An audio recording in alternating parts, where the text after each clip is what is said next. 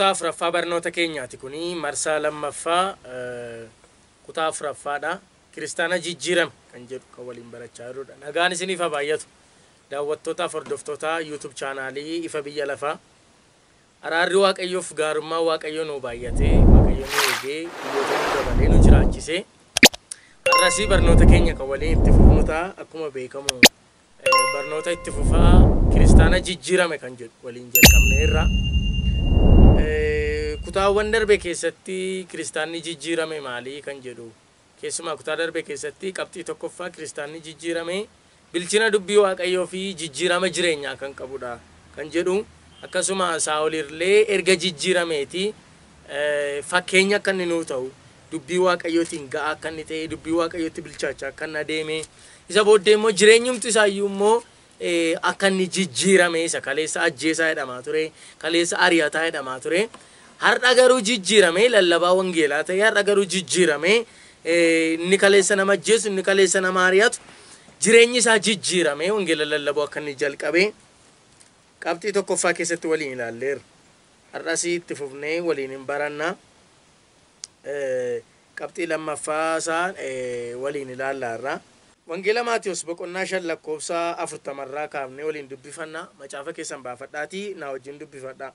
Akkana jedha maqaa Gooftaatiin. Namni yaa'ii si irraa qabaatee qomee kee yoo si irraa fudhachuu barbaade kootii kees dhiisiif. Namni tokko akka kiiloomeetirii tokko isa duukaa akka dhaqxuuf yoo si giddisiise akka kiiloomeetirii 2 duukaa dhaqi. Isa si kadhatuuf kenni. Nama waa si irraa liqeeffachuu barbaaduttis dugda hin gatin jedhee jedha.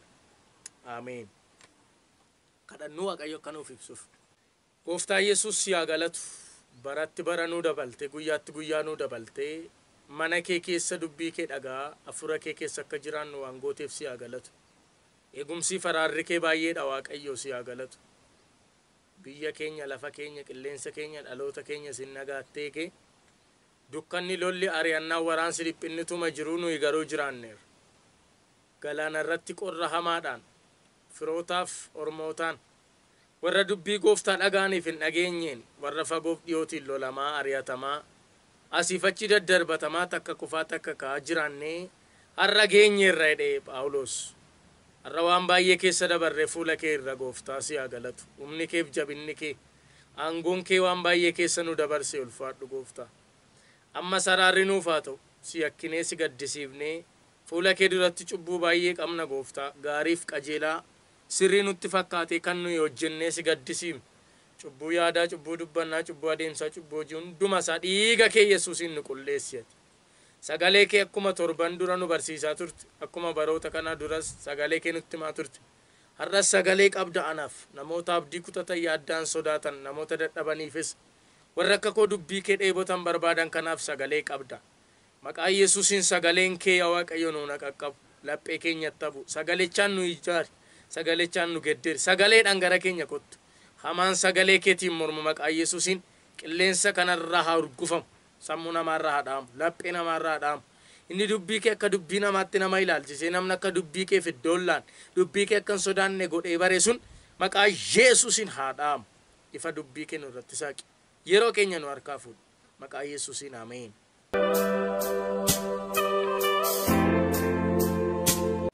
Wangeela Maatiyos boqonnaa 5 lakkoofsa 40 iddoo nama dubbisee mata dureen irratti barachaa jirru kiristaana jijjiirame kan jedhudha.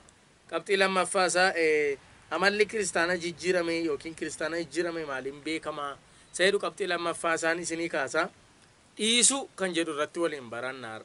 Dhiisuu yookiin immoo dhiifama gochuu woordii inni ergaa guutuu naa dabarsuudhaaf ta'u garuu ani inni filadhe garuu mata duree isaa dhiisuu jedhu kanadha. Dhiisuu jechuun jecha salphaa miti.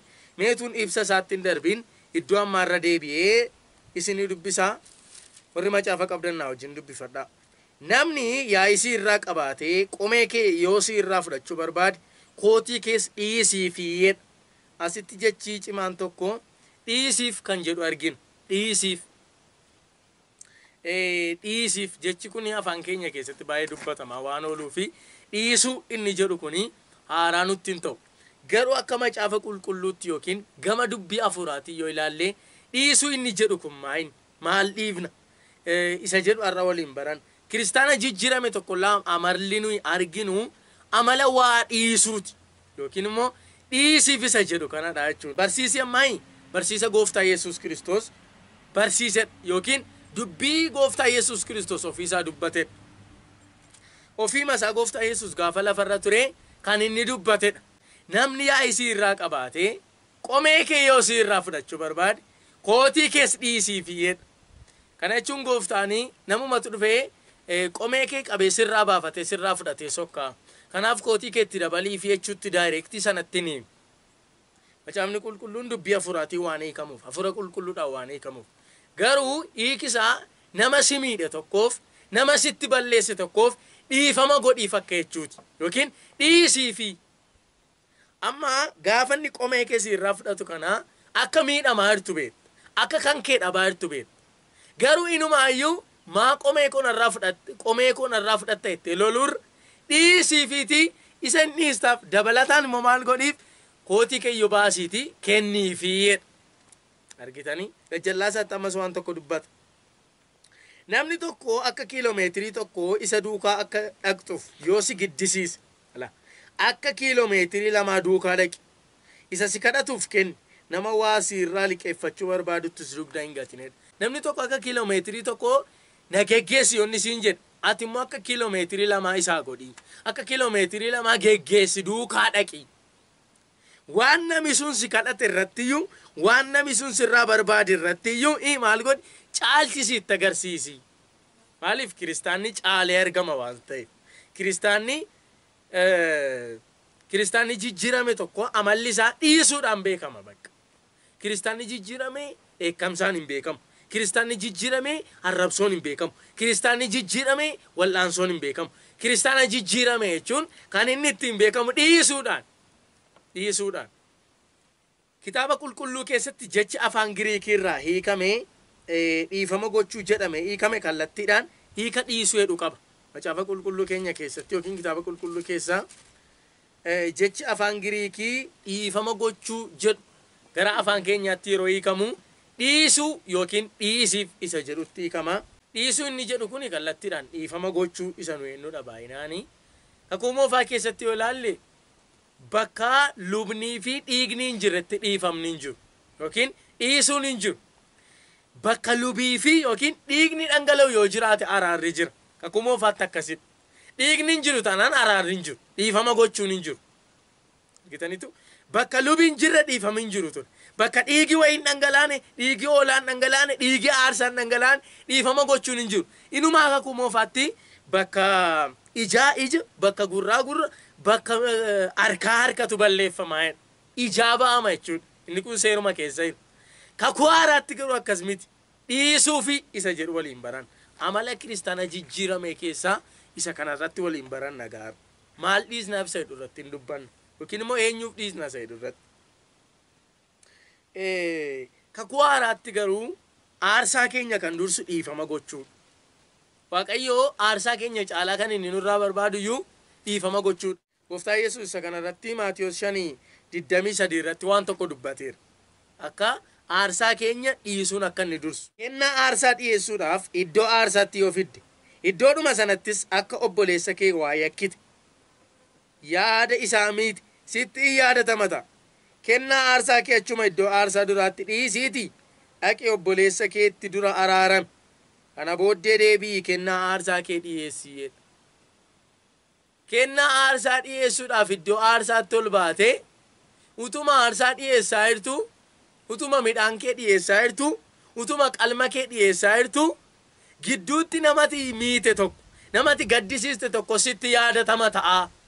Gaafa inni sitti yaadatamu sana bakka aarsaa koo dhiyeesseenani torbii har'aan dhaqee dhiifama gaafadha ji'a har'aan dhaqee dhiifama gaafadha hin jedhini.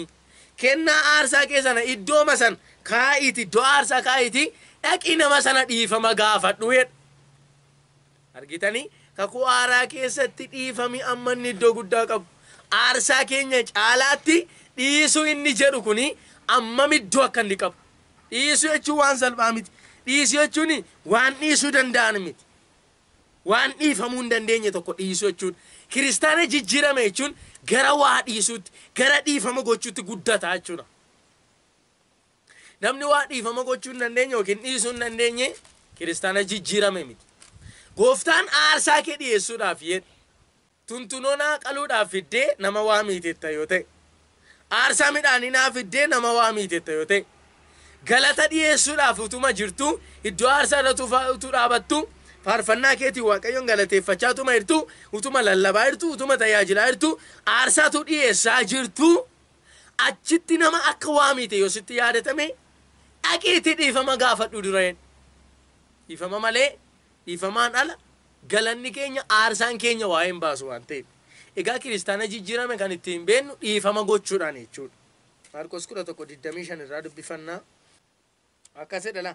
Kadhachuu fi yommuu dhaabattan abbaan keessan inni waaqa irraa yakka keessan akka isiniif dhiisutti namni tokko waa isinitti yakkee yaada keessan miidheera yoo ta'e dhiisaa fi jedha. Meerra deebi'een dubbisa wajjin dubbifadha. 20 irraa kaasee yoo isinii dubbise ifata.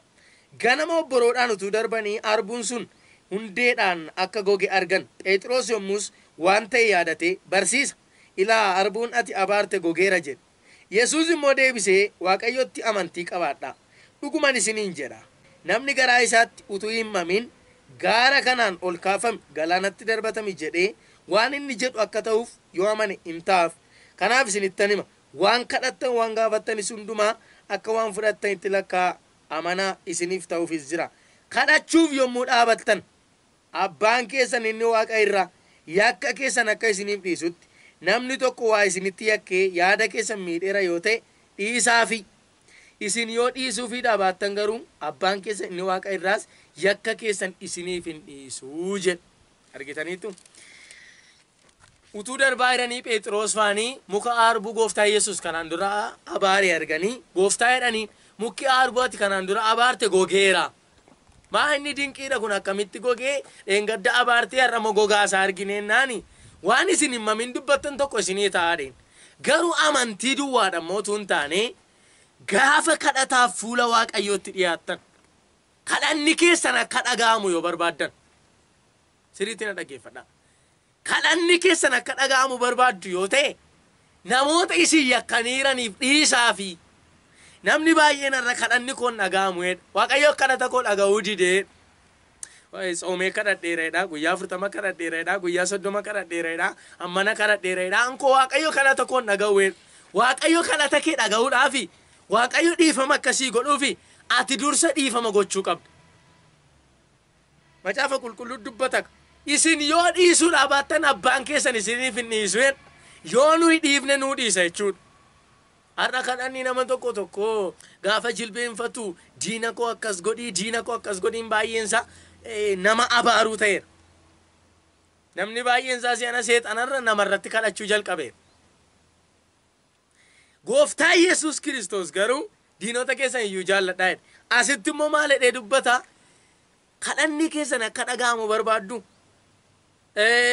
Gaarri kun akkuma inni buqqa'ee galaana keessa bu'u barbaaddu. Akka waa isiniif abboomamu barbaaddu. Kadhanni keessan akka dhaga'amu barbaaddu maal godhaa? Dhiisuu baraa. Gaafa kadhataaf dhiyaattanii namootatti qabamaan kadhatinaa. Namootaaf dhiisaa. Dhiisuun inni kun akkuma jalqabarra dubbadhe jechi kun nuuf haaraan ta'u. Hojiinsaa yoo nuuf haaraa ta'e malee. Kanaaf dhiisuu akka qabnu nu barsiisa gooftaan. Kadhachuudhaaf illee kadhanni keenya akka dhaga'amuuf illee namoota dhiisuu qabna. Namoota nu miidhanii dhiisuu qabna. Amala kiristaana jijjiirame keessaa inni lammaffaan egaa dhiisuudhaan beekamu yookiin dhiifama gochuu. Nuti har'a maaliif waliif dhiisuu dadhabne? Kiristaana taaneetu jirru, faarfataa taaneetu jirru, lallabaa taaneetu jirru, utuma kadhannu, utuma waldaadhannu maaliif dhiifama waliif gochuu dadhabne har'a? Waliif dhiisuun maaf dadhabame har'a?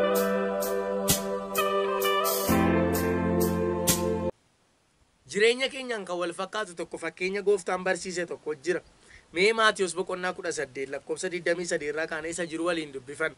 Akkasit Yesuus itti fufee akkasumas mootummaan waaqaa mootii hojjettoota isaa irraa gatii lakkaachuuf murtoo godhetti hin fakkeeffama.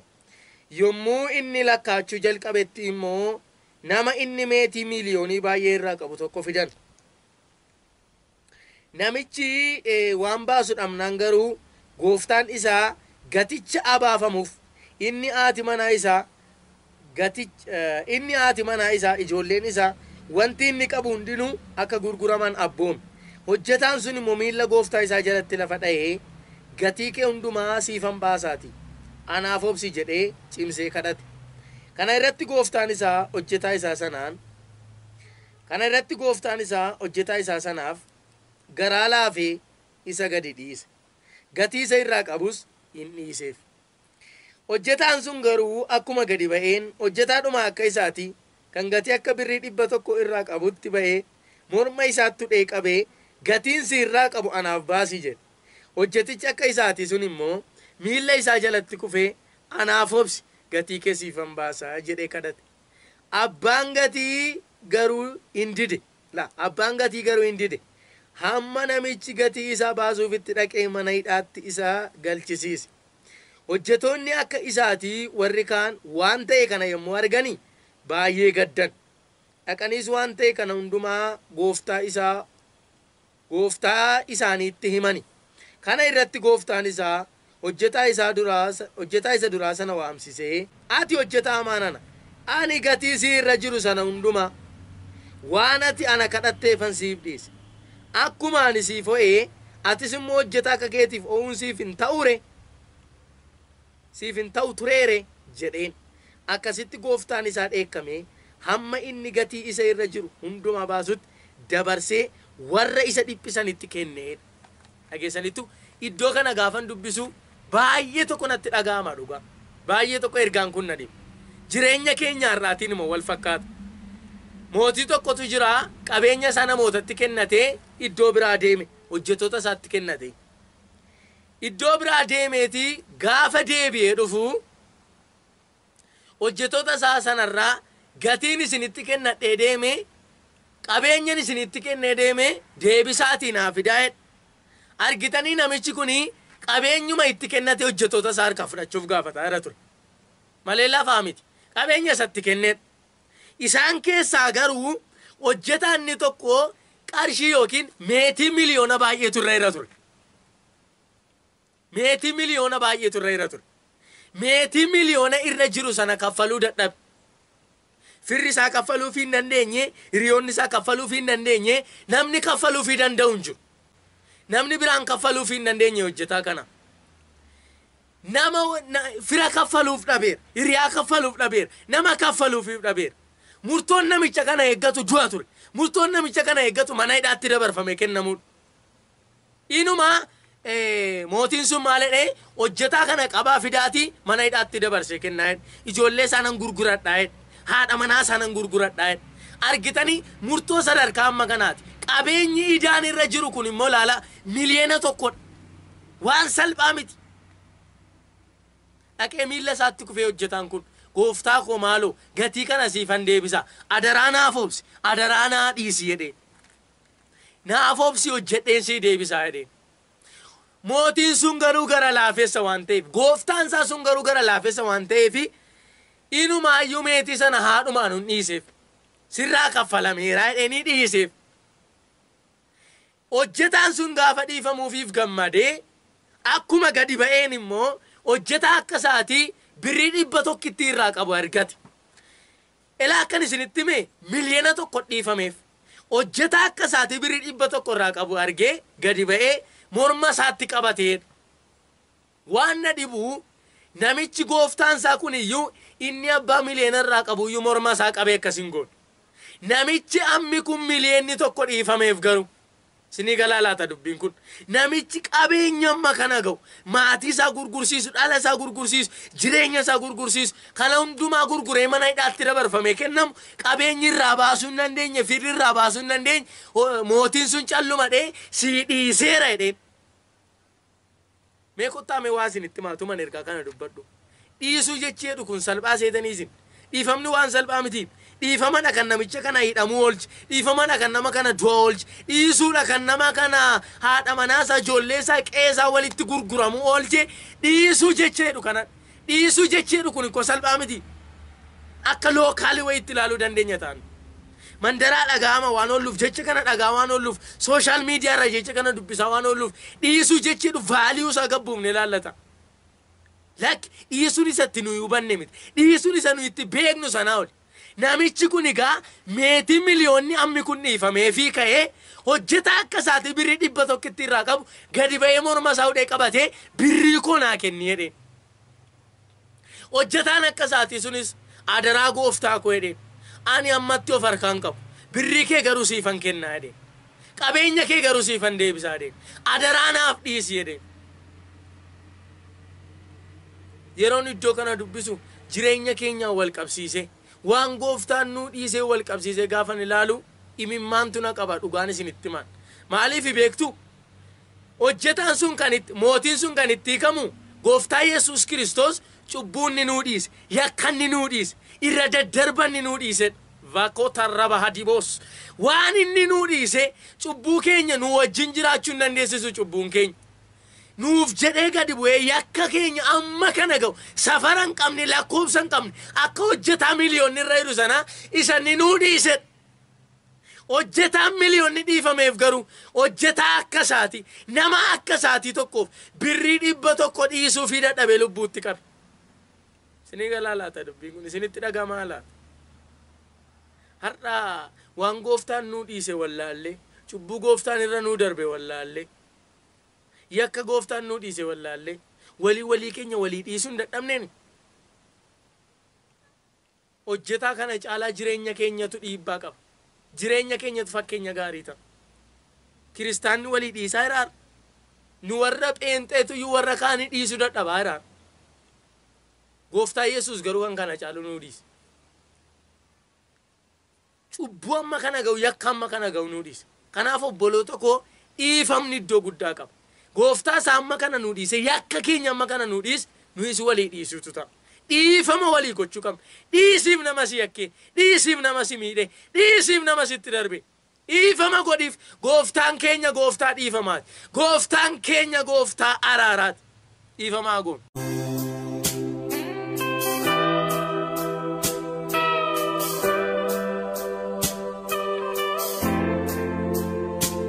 kanaaf cubbuu guddaa amma kana ga'u yakka guddaa amma kana ga'u gooftaan keenya nuu dhiise dhiisuu eenyurraa baranna beektu dhiisuu Yesuus irraa baran dhiisuu tajaajila akka kootii caalaa dhiisuu nama nu dura jiru caalaa dhiisuu kan barannu gooftaa keenya Yesuus Kiristoos irraa baranna dhiifama gochuu kottaa dhiifama walii fagoonu kottu nama si miidheef dhiifama godhu kottu obboleessa si miidheef dhiifama godhu kottu obboleetti oolaarraa bahadii ameen kadhan gooftaa galanni siif haa ta'u ulfinni siif haa ta'u akka dhiisuu qabnu walii dhiisuu araara gochuu akka qabnu nu barsiisteeti garaa dhiifama gochuu dadhabe kan obboleessa walii dhiisuu dadhabe kan obboleettii walii dhiisuu dadhabdee wal miidhuu wal balleessuu wal ajjeesuu wal irratti kaan kanaaf maqaa Yesuusin gara hafuura qulqulluu dhiisuu nu barsiisiyati namoota waliif dhiisuu dhiifama waliif gochuu dadhabanii du'atti dabarsanii wal kennaa jiran inaaffaatti jal'inatti dabarsanii wal kennaa jiran wal irratti kaaran wal miidhuu barbaadaa jiraniif maqaa Yesuusin garaan dhiifamaa isaaniif haa kennamu